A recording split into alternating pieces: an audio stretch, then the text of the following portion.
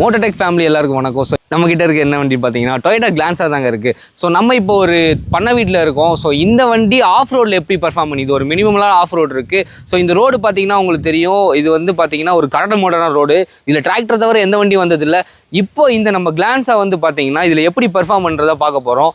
So நம்ம ஒரு 4 பேர் இருக்கோம். 4 பேர் லோடை வச்சுக்கிட்டு இந்த ரோட்டில் நம்ம கிளான்ஸா எப்படி போகுது அப்படின்றத இப்போ நம்ம பார்க்கலாம். வாங்க உள்ள போகலாம்.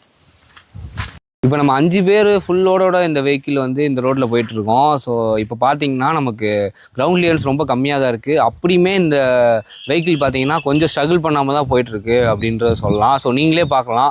ஸோ எப்படி இருக்குது அப்படின்றத நீங்களே பார்த்து சொல்லுங்கள். இந்த ரோடு பார்த்தீங்கன்னா உங்களுக்கு வந்து கார் போகிறதுக்கான ரோடே கிடையாது. அதுலேயுமே நம்ம இப்போ எமர்ஜென்சி சுச்சுவேஷனில் இந்த மாதிரி வெஹிக்கிள்ஸை நம்ம யூஸ் பண்ணிக்கலாம் அப்படின்றதான் இப்போ நம்ம பார்த்துட்ருக்கோம்.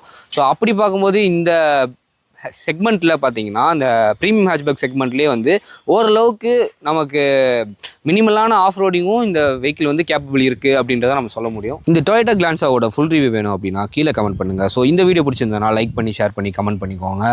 ஸோ மறக்காம மோட்டோடெக் சேனலை சப்ஸ்கிரைப் பண்ணிக்கோங்க.